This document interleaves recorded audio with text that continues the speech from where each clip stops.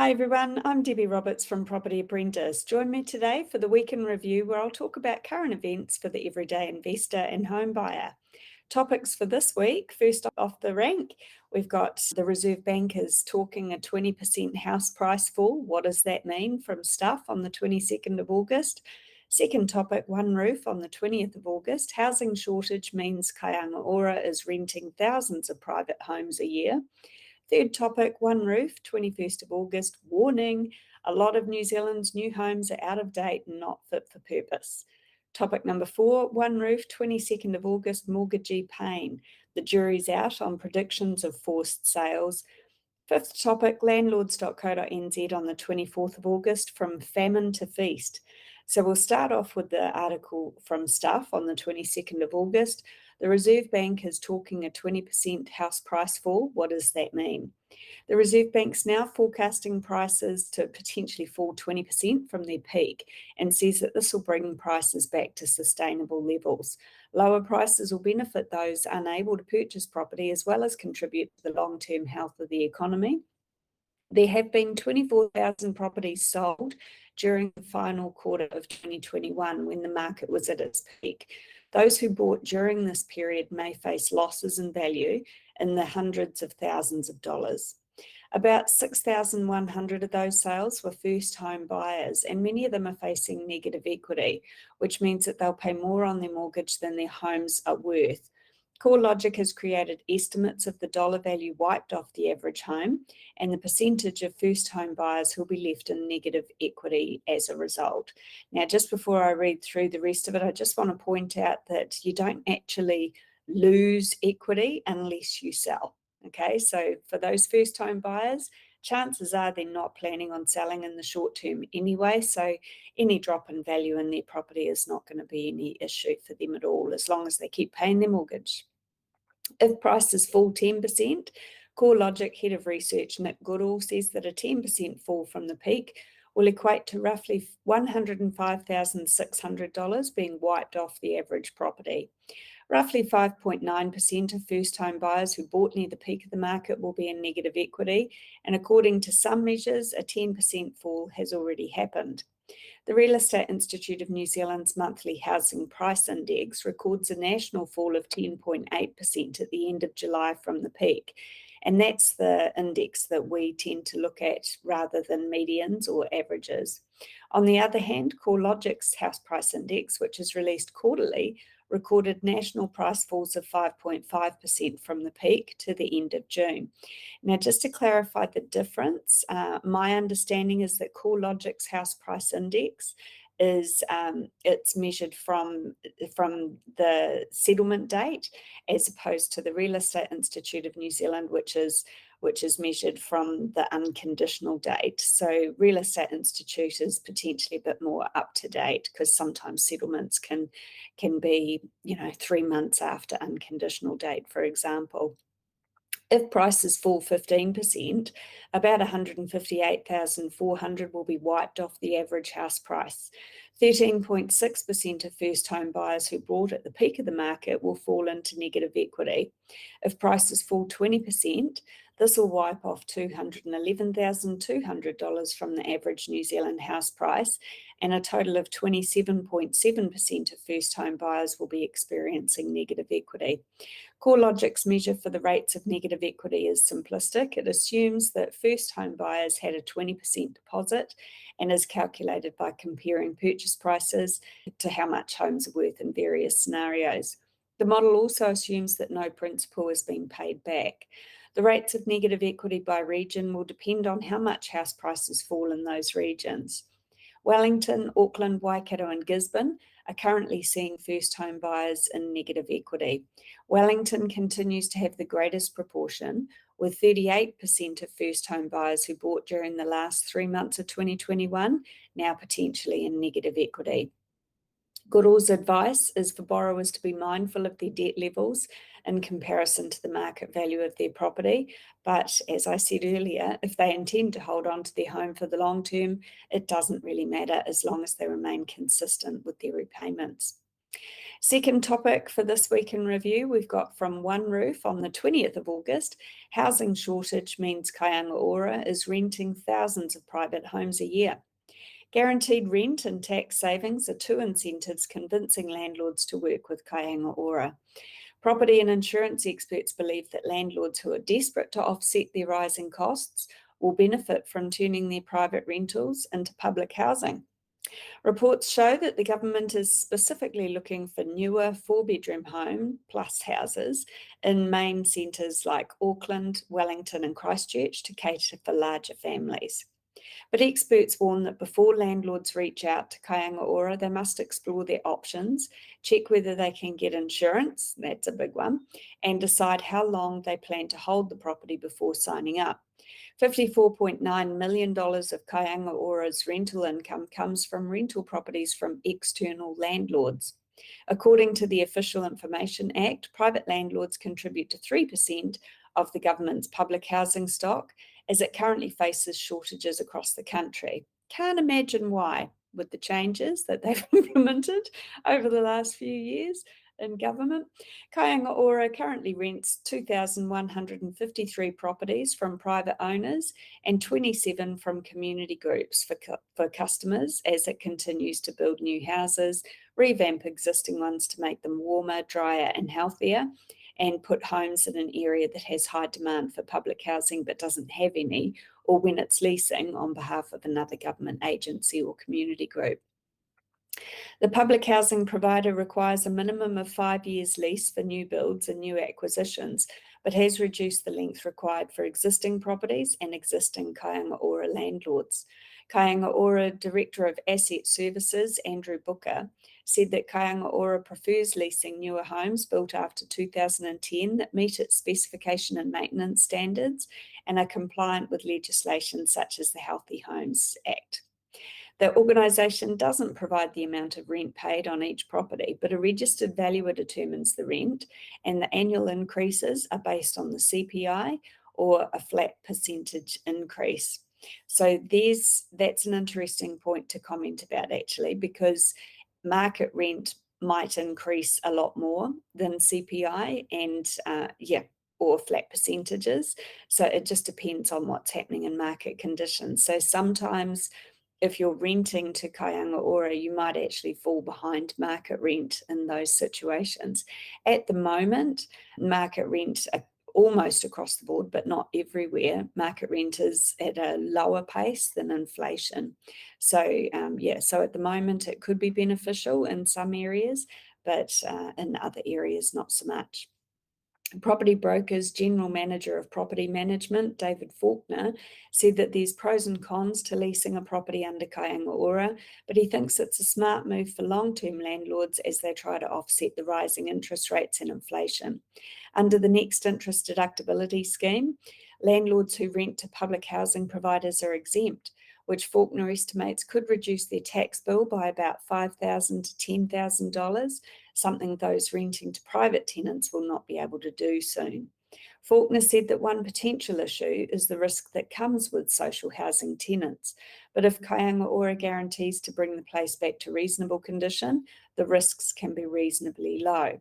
Of course, that depends on what they call reasonable condition and fair wear and tear. So, you need to be aware of that also.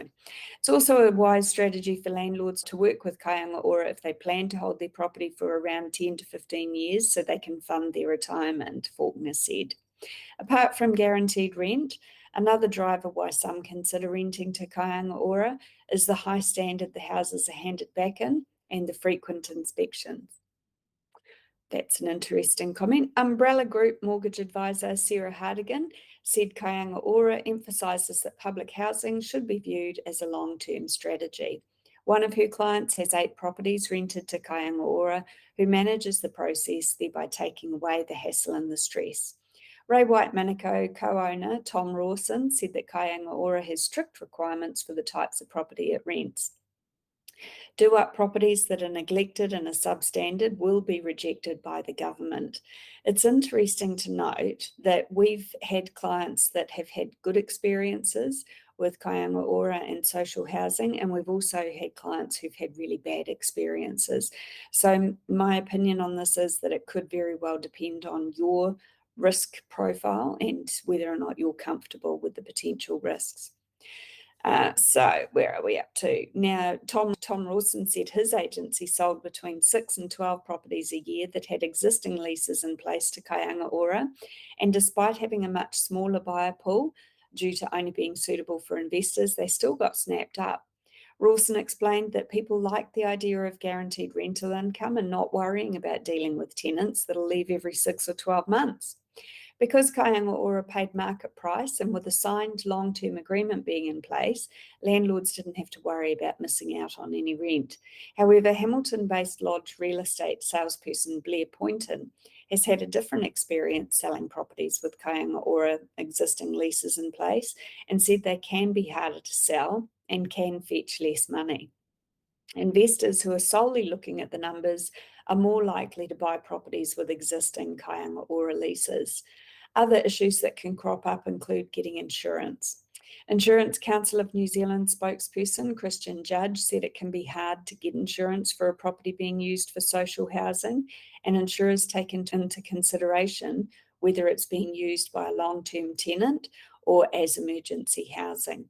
It is challenging to create insurance policies when it isn't clear who's going in and out of the property within the year and who makes the call over whether damage is accidental or deliberate. So my understanding of things at the moment is that getting insurance is potentially the toughest part about renting to Kāinga Ora or social housing providers. If you want to learn more about the New Zealand property market and how to create some wealth through investing in property, join me at one of our free beginner's guide to property investment events available online or in person in our office in Ellerslie in Auckland. Check out propertyapprentice.co.nz for upcoming dates and register today.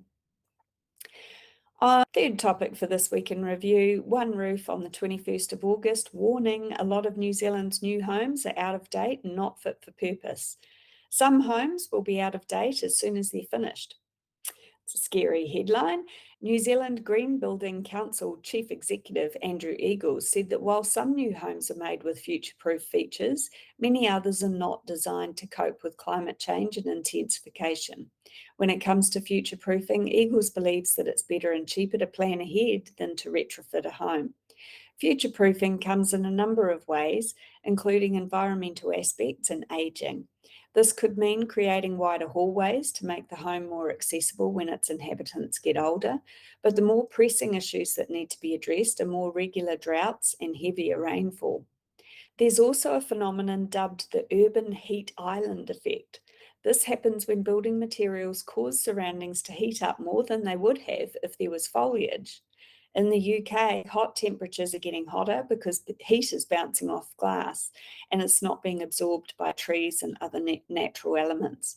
Addressing the urban heat island effect is more important than ever, with the intensification already being seen around our cities. More buildings will be built closer together, and there's also localised flooding events. Eagles is concerned that many homes don't take these issues into consideration, even when some measures could help and also lead to big savings that aren't part of the building code. One example is the 2-year drought in Auckland.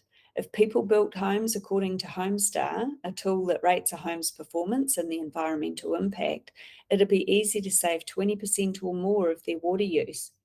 Watercare wouldn't be spending billions of dollars to find new water sources or take water from the Waikato because there's water being saved every day. Another issue is flooding caused by runoff on hard surfaces without sustainable urban drainage. A solution would be to apply concrete that's permeable or to use green roofs on apartments and commercial buildings, for example. Future-proofing also means including energy efficiency measures and solar panels in homes. Eagles sees this as a priority as legislation will be made within the next 5 years to require new and existing homes to carry energy efficiency labels. This is something that's been mandatory across the EU since 2006. One positive observation he noticed is that people are becoming more interested in healthy housing since the pandemic. Pete Evans, a national director for Colliers, who specialises in new build homes through to apartments, says many developers are looking to future-proof, from including smart home features to installing solar panels on the roofs of apartment buildings. He added that electrical vehicle charging is probably at the top of the list for all future builds, with more apartment builds planning for this. Most new terraces don't have electric charging, no carport or garage, which means that solutions are going to need to be found. Ongoing sustainability in the selection of materials is also something developers are looking at, so brick, metal and concrete over weatherboard for ease of maintenance and thermal qualities. Some Kāinga Ora developments, such as in Mount Roskill in Auckland, are modernising and regenerating suburbs with better parks and green spaces for the residents of more intensive housing. Fourth topic for this week on Oneroof, 22nd of August, mortgagee pain. The jury's out on predictions of forced sales. A small number of properties all over the country have been listed as mortgagee sales, but agents who spoke to Oneroof did not know the reason for sale or said that the reason was unrelated to financial stress. However, some agents warn that there will be some people feeling the pressure to pay back their loan who might not show up as forced sales until next year. Others don't expect mortgagee sales to happen, saying that lenders foreclose only as a last resort and people will do almost anything to keep their house. Oneroof figures show that there was a 15% lift in the number of properties listed as mortgagee sales between the first quarter of this year and the second, but the actual number of mortgagee listings is small and represents a tiny fraction of overall listings for the year. The mortgagee sale process takes time, and banks and second-tier lenders often find ways for owners rather than to force them to sell. The whole process can take 6 months before the property gets listed. Mark Fitzgerald from Harcourt said that some people are now looking at refinancing who may run into trouble having fixed within the last couple of years when mortgage rates were so low. Banks working within the CCCFA regulations might not be able to lend or to lend as much to someone who's refinancing from a 2.5% interest rate to a much higher rate now. And the reason for that is that the banks are using higher test rates when they're calculating your affordability. Fitzgerald's past experience with mortgage sales have usually been because someone's income's decreased and that's affected their ability to meet the mortgage, and high interest rates can feed into that as well.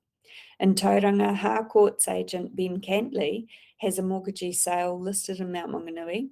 He can't disclose the reason for selling the renovated 5-bedroom home in a prime location, but he thinks there could be cases ahead of people forced to sell.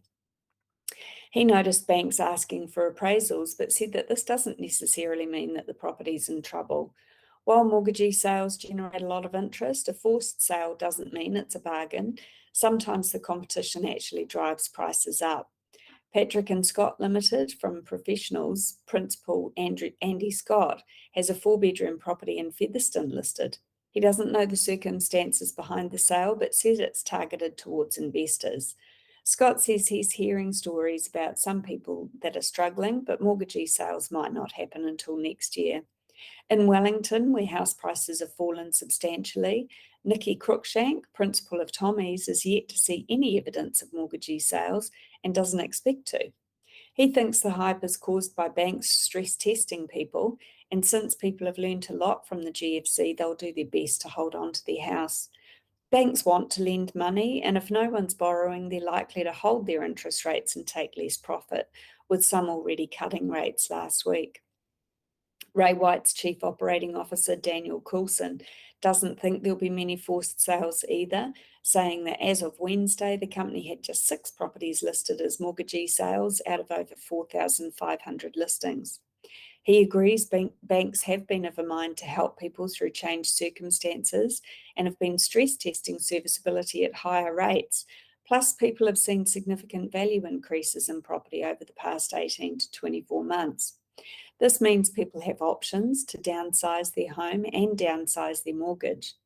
CoreLogic's latest pain and gain report states there haven't been fire sales, but it raises first home buyers who bought during the final quarter of last year when prices were at their peak as an area of concern if they get into a position where they need to sell.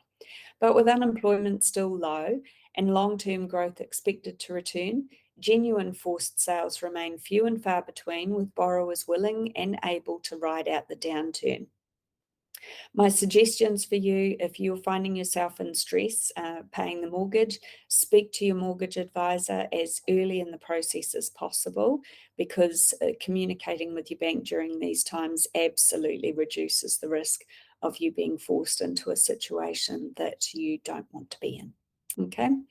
Fifth topic for this week, landlords.co.nz on the 24th of August, from famine to feast.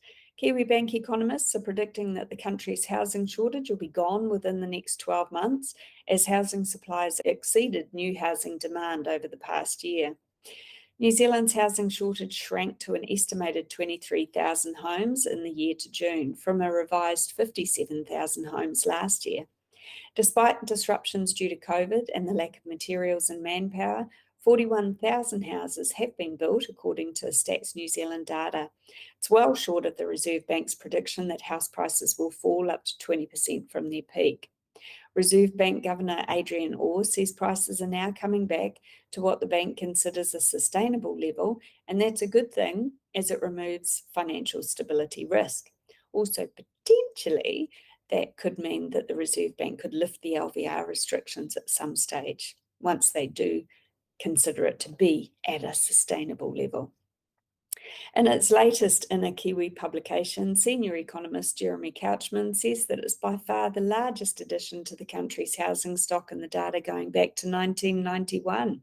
New housing demand has slowed as population growth has hit its lowest rate since the 1980s.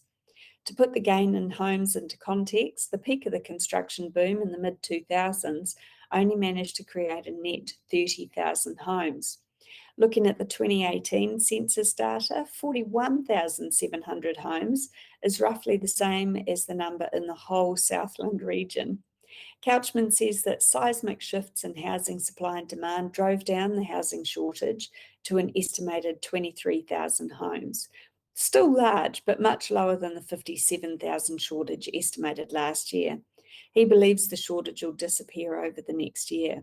The country is now predicted to start generating a surplus of housing over the coming years, as projected building activity outstrips rising demand. However, Couchman warns that there's a lot of uncertainty around future building activity. The present housing market's not conducive for property developers, and the lack of prospective buyers may mean that some projects will get delayed or cancelled. Couchman says forward indicators suggest that the COVID-era trends in housing supply and demand are about to change. With borders fully reopened, positive net migration next year should see demand rise. At the moment, we're definitely seeing negative net migration, but I certainly am not expecting us to get into an oversupply situation in most parts of the country, at least. According to the bank's analysis, a growing surplus of houses is likely to generate a slow recovery in house prices, but that remains to be seen, in my opinion. The Reserve Bank's aggressive interest rate hiking to tame multi-decade inflation has made credit conditions tighten dramatically, and Couchman anticipates that the cash rate will reach 4% by the end of the year. So yeah, those are all interesting comments. My thoughts on this is that the Reserve Bank aggressively increasing the interest rates, or OCR, is in order to help tame inflation.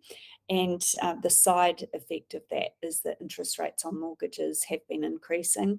However, interest rates are on the downturn almost across the board now. So, it will be interesting. I think also the fact that there's still a lot of people that want to buy houses, they just can't at the moment because, they've been locked out of lending from the changes to the triple CFA. If those rules relax a little bit further, or when the lenders in New Zealand start feeling a bit more comfortable about the property market again, certainly if the Reserve Bank does lift the restrictions on the deposit amount that's required, you could find that there'll be some more buyers entering into the market again. My opinion is that this is a normal stage of the cycle. building booms and slows down just the same as the property market does. So just remember that property investing is a long-term investment. Invest based on the fundamentals and hold on to those properties for the long term, and you will increase your wealth for retirement. So if you want to learn more about the property market in New Zealand and my thoughts on that subject, bring your questions along to one of our free live training sessions. We hold them either online or in our office in Ellerslie, Auckland. So register at propertyapprentice.co.nz, and I'll look forward to seeing you at one of those. Thanks for listening.